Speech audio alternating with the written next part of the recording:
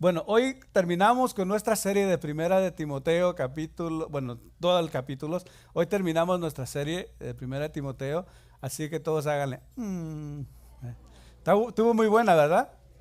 Sí, pero hoy terminamos, así que hemos estado viendo cómo el apóstol Pablo una y otra vez le recuerda a Timoteo, Timoteo, cuídate de los falsos maestros. Es más, si tienes que correrlos, córrelos, corrige todo lo que están haciendo. Todo ese ha sido el tema, ¿no? Han habido otras cosas, pero todo ha sido el tema para corregir los falsos maestros y las falsas enseñanzas ahí en Éfeso.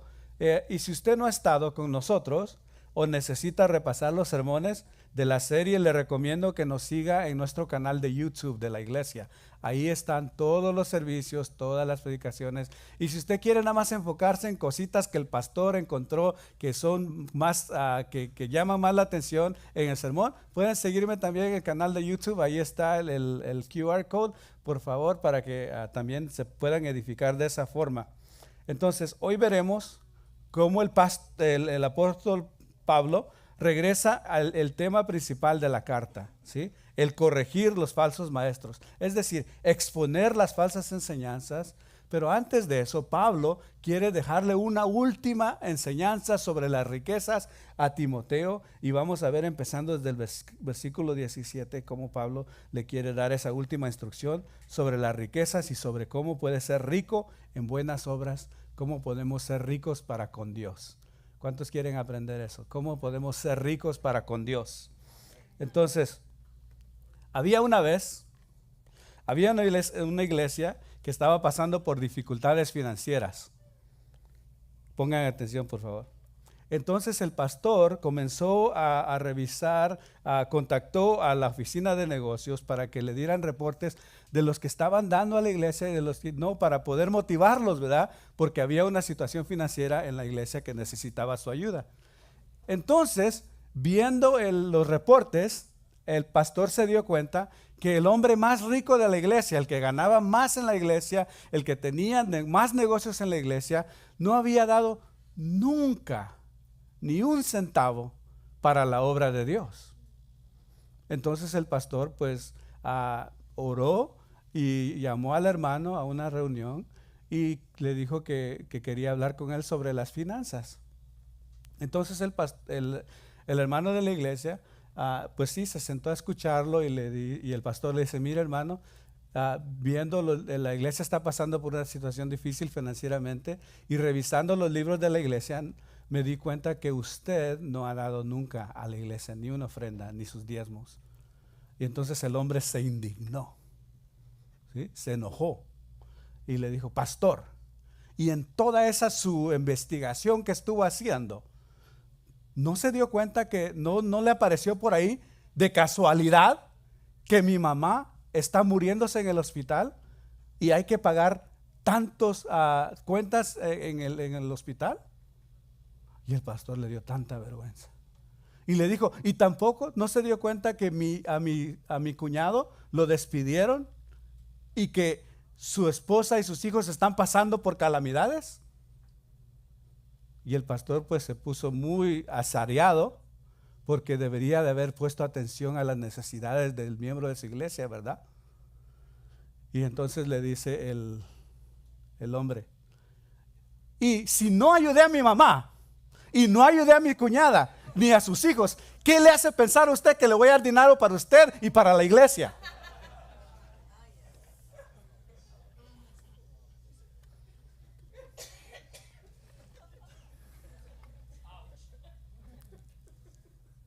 Y así los hay en esta iglesia.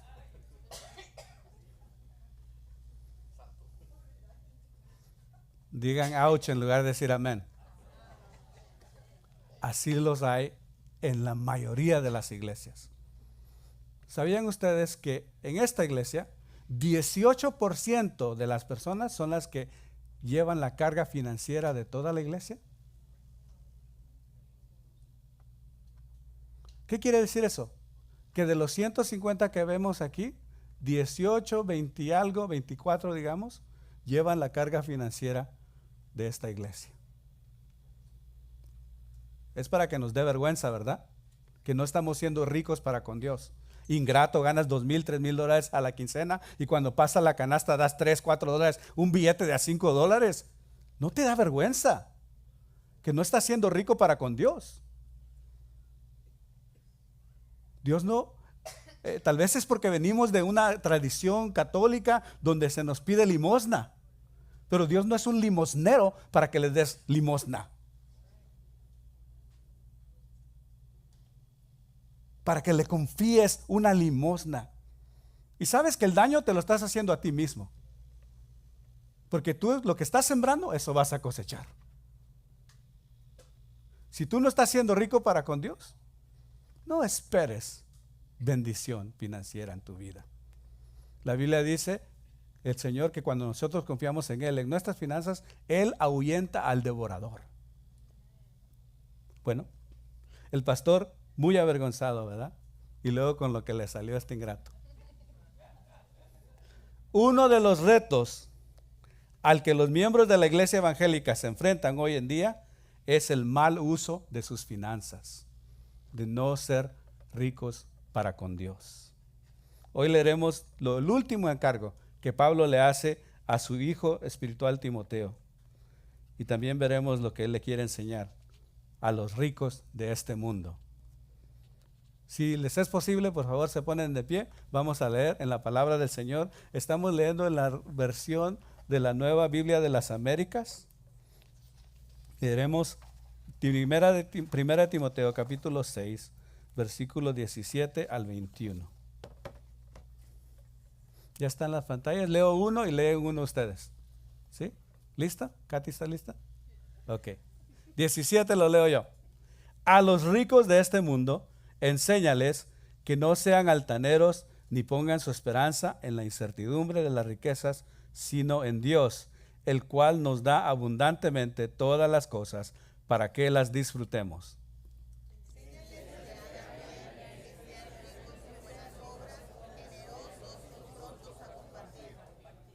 Acumulando para sí el tesoro de un buen fundamento para el futuro, para que puedan echar mano de lo que es en verdad, de lo que en verdad es vida.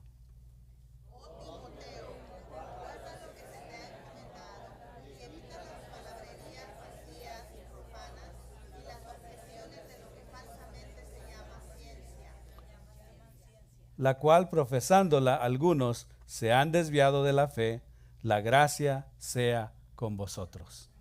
Oremos. Señor, gracias porque tu infinita misericordia a ti te plació dejar estas palabras plasmadas para que un día como hoy nosotros pudiésemos aprender de ellas. Guíanos, Señor, y ayúdanos a comprender el mensaje que Pablo está dando, el último mensaje, enseñanza que Pablo está dejando a Timoteo y para nosotros. Señor, todos juntos, ayúdanos a vivir en tu palabra hasta que tu palabra viva en nosotros. Ayúdanos a llevar la verdad de tu palabra a cada rincón de cada vida. Y ayúdanos a ser una comunidad, una iglesia de discípulos de Jesús que hace discípulos de Jesús. Amén. Pueden tomar su lugar.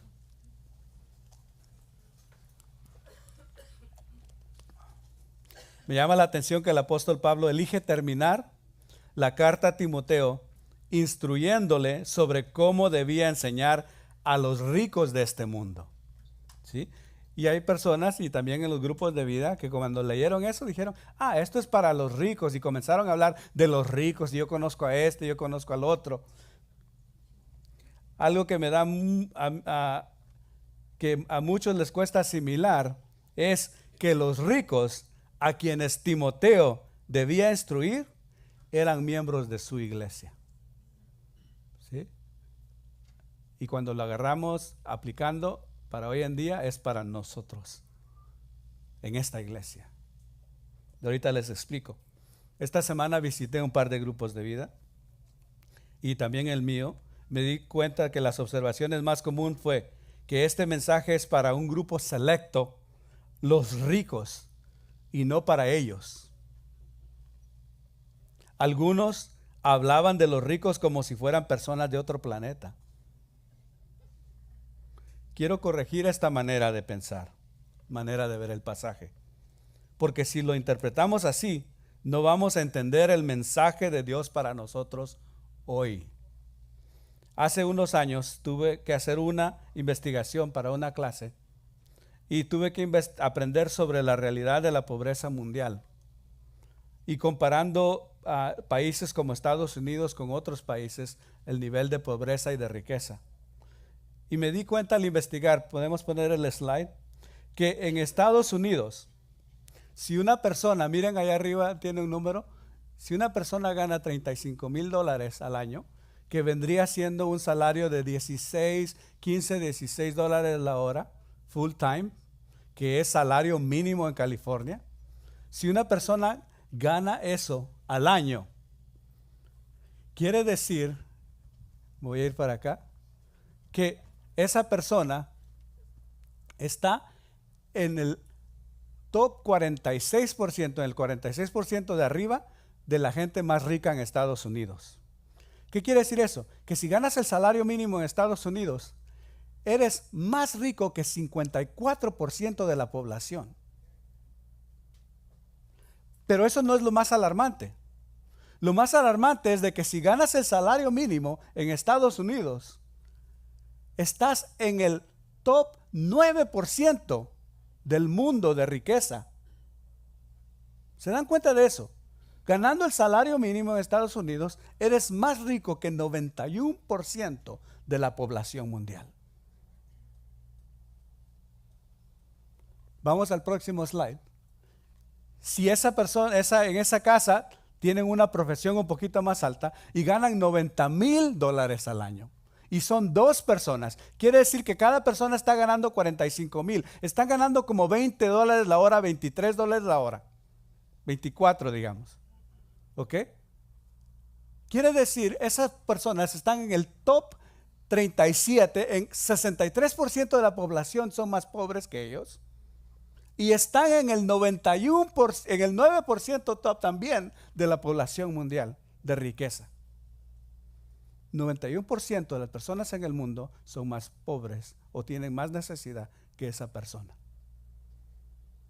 Y ahí se están encontrando muchos de ustedes. Pero vamos aún más exageradamente. Si ganas $200,000 al año y hay dos personas en tu casa, dos adultos, estás en el top 89% en Estados Unidos. Quiere decir que 89% de la población de Estados Unidos es más pobre que tú, y tú estás en el top 3 del mundo.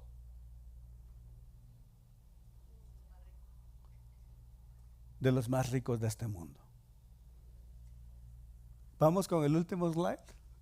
Aquí volviendo a una casa de que tiene $65,000 de ganancia en la casa, que esto es dos personas ganando el salario mínimo y un poquito más.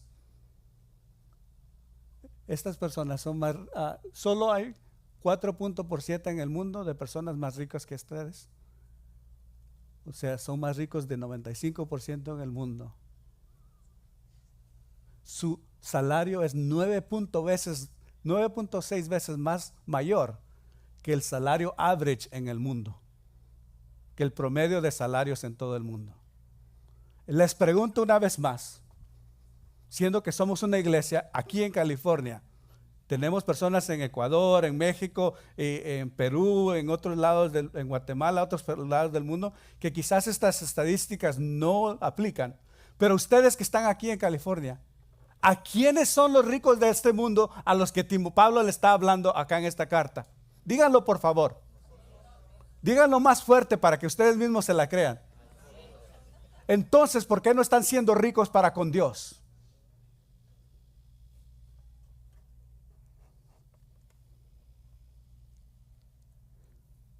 Querida iglesia, no podemos esquivar esta realidad. Usted dice, pero usted no sabe mis gastos y eso. No, todo eso está incluido en el estudio. Aún así, aunque andes en carro prestado, en el bus, aunque vivas en un cuarto, que no tengas tu propio apartamento, tienes tu propia casa, todo está incluido ahí.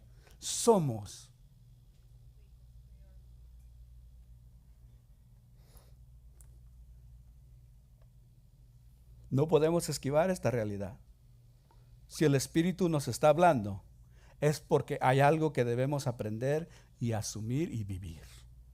La riqueza no es solo una cuestión de números, sino es una realidad ante Dios. Si Dios te ha bendecido, es porque Él va a demandar de ti también que seas generoso. Somos imitadores de Dios aún en su generosidad. Versículo 17 dice: a los ricos de este mundo enséñales, primero, que no sean altaneros, o sea, que no tengan una noción más de quiénes son, ni pongan su esperanza en la incertidumbre de las riquezas, sino en quién, en Dios, el cual nos da abundantemente todas las cosas para que las disfrutemos. Lo primero entonces que Timoteo recibe y debe de enseñar a los ricos en su iglesia, es que no sean altivos, y también que no pongan su esperanza en la incertidumbre de las riquezas. Es decir, que no sean orgullosos ni se confíen en esas riquezas que son muy fácil de perder. ¿Sabían ustedes eso? Aquí en Los Ángeles, si usted sale a cualquier parte, aún cerca de mi casa, a la otra cuadra, hay una fila de gente que vive en campañas, en casas de campaña, algunos que tienen cosas amontonadas en unos carritos del mercado. Si van al centro de Los Ángeles, a cualquier lugar, van a ver personas así. ¿Sabe que estamos a una decisión, a una mala decisión de terminar viviendo en la calle? A un mal día de vicio, de terminar sin casa, a una mala decisión de deshacer nuestro matrimonio, a una mala decisión de perder nuestro trabajo y terminar en la calle. Así de inciertas son las riquezas de este mundo. Por lo tanto, no debemos de tener una visión inflada de quienes somos, ni tampoco poner nuestra esperanza en las riquezas, sino poner nuestra esperanza en Jesús. 1 Timoteo capítulo 1 y versículo 1, 2, Pablo mismo le dice a Timoteo: Jesús es nuestra esperanza. La reacción apropiada ante la generosidad de Dios es poner nuestra confianza en Él y en nada ni nadie más. ¿En quién tienes puesta tu confianza? ¿En mi marido? ¿En mi mujer? ¿En mis hijos? No. Tu confianza tiene que estar en Dios, en las riquezas, es que yo traigo Mercedes, pastor, usted no sabe. Ese Mercedes, el Sancho se lo va a disfrutar cuando tú te mueras.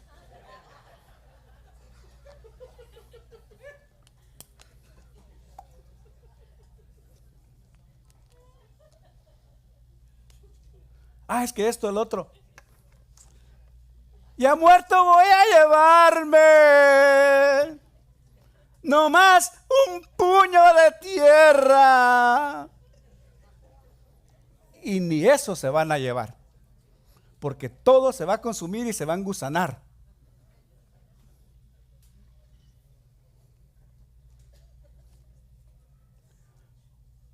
La tentación de los ricos, según el pasaje, es poner su esperanza en sus riquezas. Muchos están con sus cuentas de ahorros, como Sméagol de Lord of the Rings, ¿verdad? ¡Mi tesoro! ¡My precious! Y ahí están contando: si tuviera $5 más. Si tan solo pudiera comprar aquella otra casa. Si tan solo me pagaran $1 más en el trabajo. Así de endemoniados se van a quedar.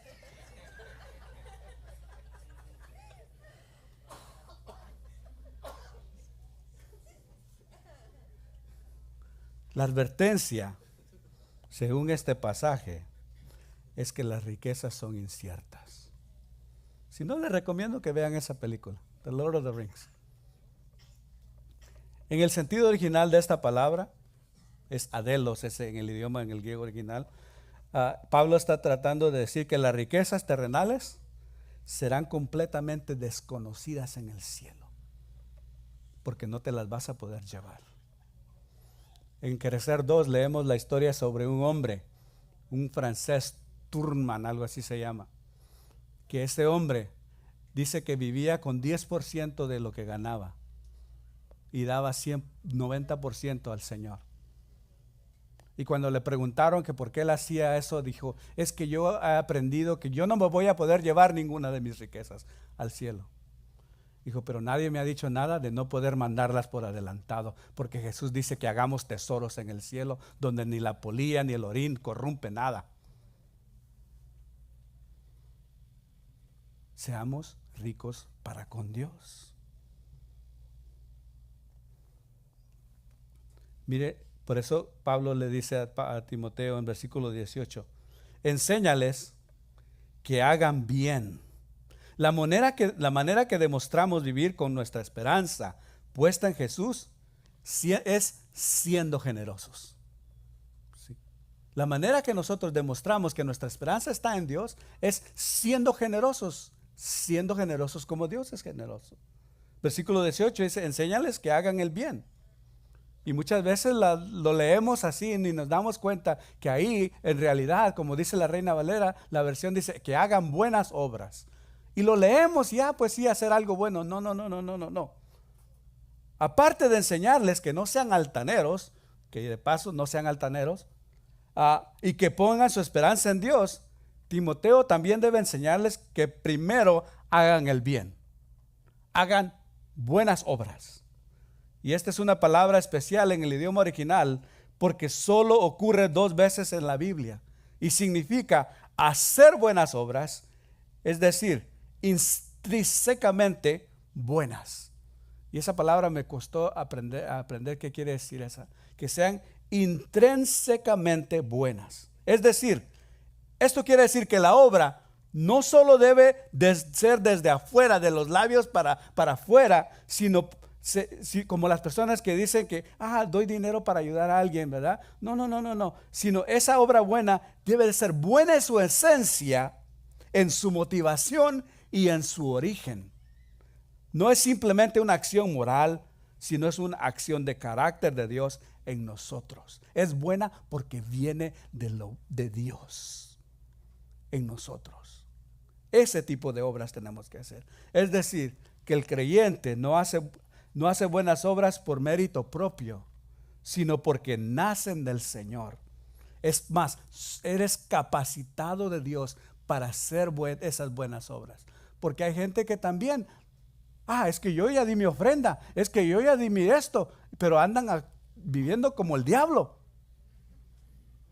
Eso no hace hacer buenas obras, porque lo que estás haciendo no nace de Dios, nace para que te vean bien, nace para quedar bien con tal fulano de tal. Qué bueno que yo aquí no sé quién da y quién no da, pero me imagino quién no da y quién da.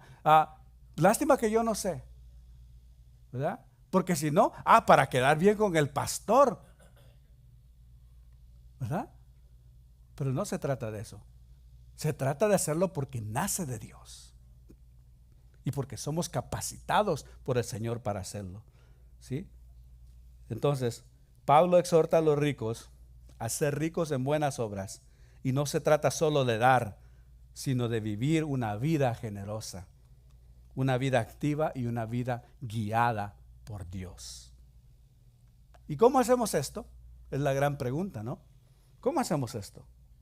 Siendo ricos en buenas acciones, siendo generosos y listos para compartir lo que tenemos. ¿Recuerdan cuál es el sinotipo de nuestra iglesia? El plano de nuestra iglesia. Hechos capítulo 2, 42. Y permanecían en las escrituras, permanecían en la oración, permanecían en la comunión y permanecían en los sacramentos. Y después nos damos cuenta que por lo tanto eran generosos. Y porque cumplían con esas 5 cosas, Dios añadía a todos los que debían de ser salvos. ¿Sí? Ahora, en esta iglesia, en Rolling Hills, hemos hecho un buen trabajo siendo generosos, pero también creo que podemos mejorar. 1 Timoteo 6, 19, Pablo sigue y le dice, acumulando para sí el tesoro de un buen fundamento para el futuro, para que puedan echar mano de lo que en verdad es vida. Pablo le dice a Timoteo que de esa forma se acumulan tesoros en el cielo. Es lo mismo que Jesús dice en Lucas capítulo 18. Mirándolo, Jesús dijo: qué difícil es que entren en el reino de Dios los que tienen riquezas. Porque es más fácil que un camello pase por el ojo de una aguja que un rico entre en el reino de Dios. Nos debería de preocupar eso después de las estadísticas que les di, que es difícil es que un rico entre en el reino de los cielos. Nos debería de preocupar, sabiendo las estadísticas, que esto es para nosotros. ¿Qué nos dice esto entonces? Es difícil para los que ponen su esperanza en las riquezas. Eso es lo que nos está diciendo. No, el problema no es ser ricos, el problema es poner su esperanza en las riquezas. Pero también es difícil para todo quien pone su esperanza en cualquier cosa que no sea Jesús, sea rico o no. Siendo ricos, nosotros demostramos que nuestra esperanza, siendo generosos, demostramos que nuestra esperanza está en Jesús. Así somos ricos para con Dios. Y así mismo echamos mano de lo que de verdad es vida. Alguien dijo una vez lo que ya les dije, ¿no? Que no podemos llevar nuestras riquezas a la eternidad, pero sí las podemos mandar por adelantado. Por última vez, Pablo va a hablar a Timoteo y se dirige a él personalmente. Y usa una expresión que al inglés es difícil de traducirla a otros idiomas también, pero al español no debería ser tan difícil, porque Pablo le dice: oh Timoteo, ¿sí? Es un sentido de exclamación, y no sé por qué nuestra Biblia de Reina Valera ni las otras versiones no tienen exclamación ahí, porque es un sentido de exclamación. Timoteo, ¿sí? Expresa un sentimiento que no se puede describir con palabras. Así le está hablando Pablo a Timoteo: oh Timoteo, ¿sí? Guarda lo que se te ha encomendado. Es con un sentimiento, no sé si es un dolor, no sé si es pasión, no sé cómo expresarlo, pero dice: oh Timoteo, guarda lo que se te ha encomendado. Y yo creo que el apóstol Pablo es un genio. ¿Saben por qué? Porque él sabe que va a cerrar todo lo que le habló a Pablo sobre las riquezas, lo que habló de los falsos maestros.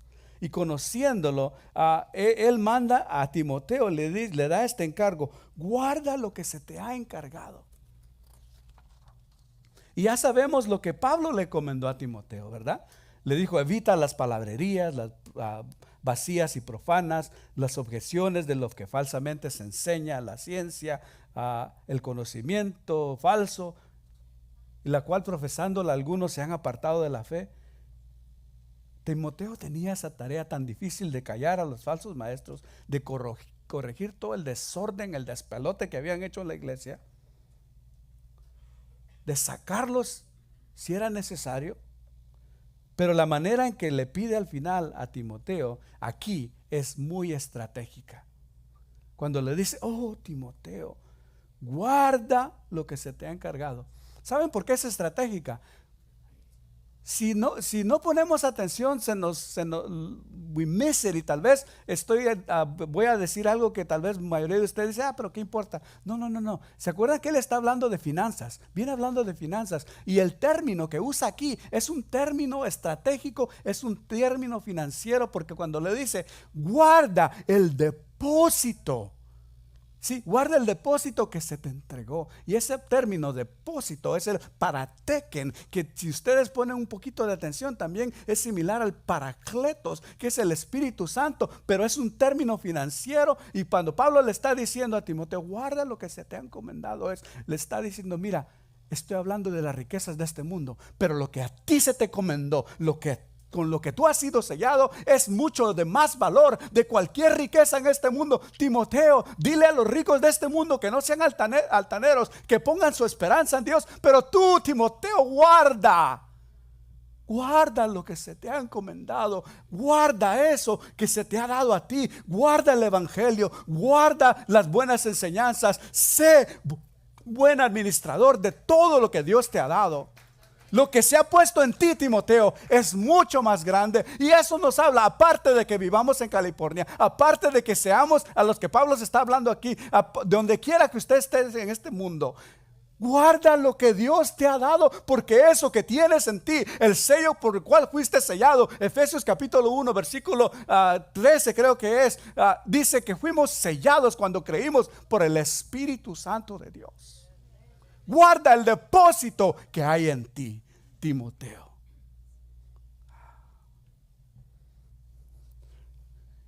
Como diciendo, Timoteo, el depósito que a ti se te entregó es de mucho más valor que cualquier tesoro en este mundo.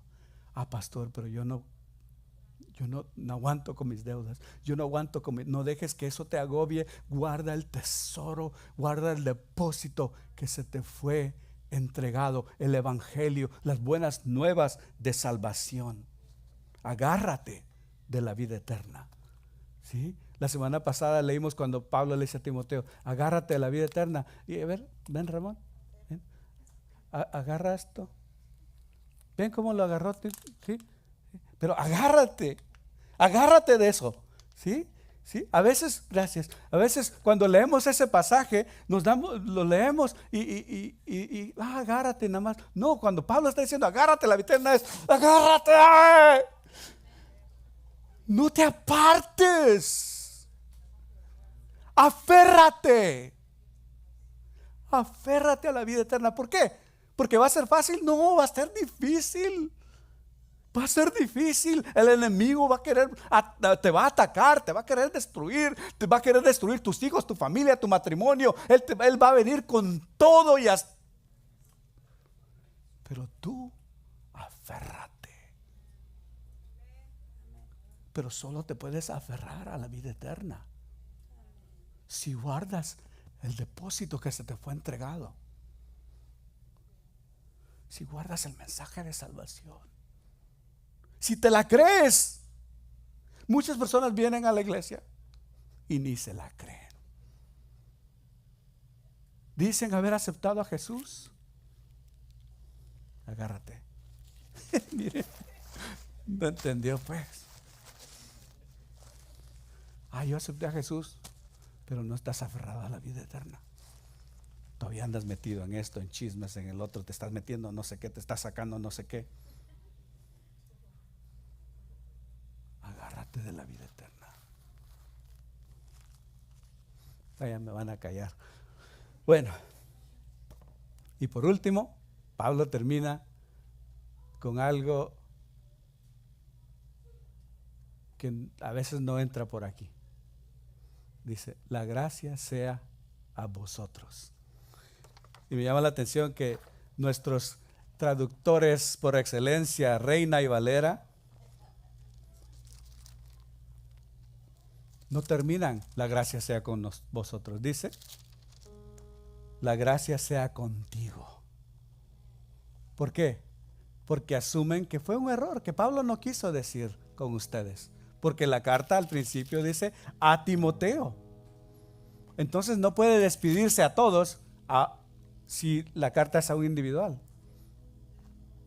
Pero el original, los manuscritos más originales, los manuscritos más antiguos, dice ahí, la gracia sea con vosotros.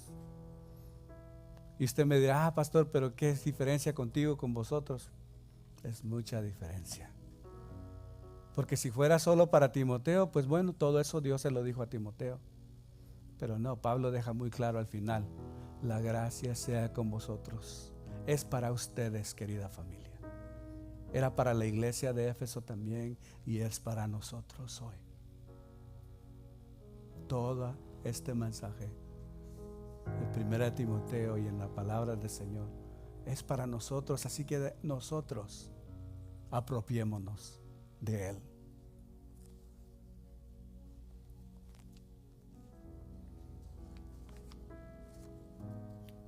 Les dejo 3 enseñanzas claves antes de bajarme. Bueno, solo para los que dijeron sí. Los demás pueden cerrar los oídos. Número 1, la riqueza no es pecado, pero sí es una responsabilidad espiritual. ¿Sí? Creo que no lo escribí. You can take that off because that's from last week. Número 2, Dios llama a los ricos a ser generosos, a ser humildes y activos en buenas obras. Y número 3, la verdadera seguridad no está en lo material, sino en la esperanza eterna en Cristo Jesús. Las riquezas son inciertas, pero la promesa de vida eterna en Jesús es firme.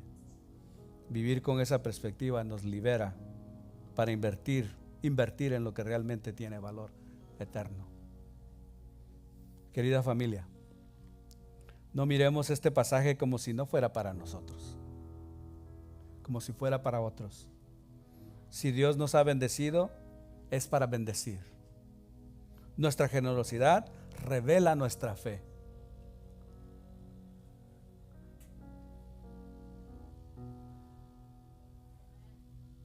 Tu generosidad revela tu fe. ¿Qué tan rico estás siendo para con Dios? A veces se critica a los... Yo no soy ningún maestro de teología de la prosperidad ni nada de eso, y se critica a esas personas. Y también yo los critico.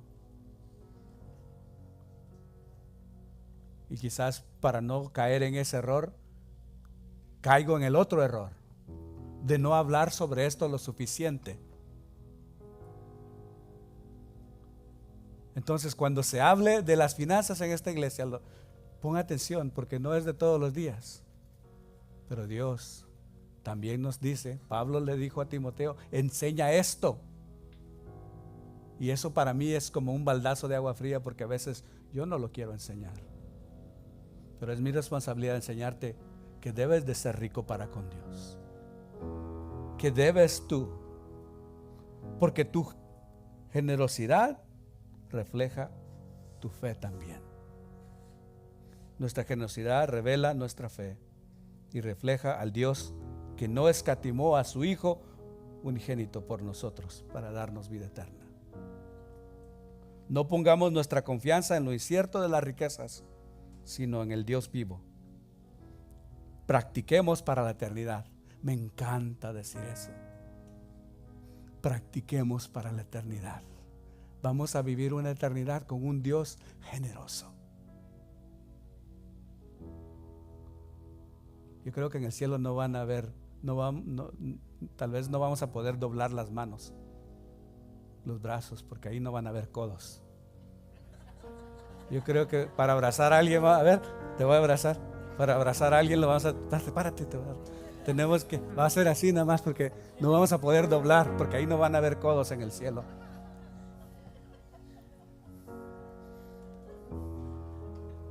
No pongamos nuestra confianza en lo incierto de las riquezas, sino en el Dios vivo. Practiquemos para la eternidad. Seamos ricos en buenas obras, listos para compartir, sembrando en lo eterno. Esta palabra no es ajena, querida familia. Es para nosotros. Nos ponemos de pie, vamos a orar.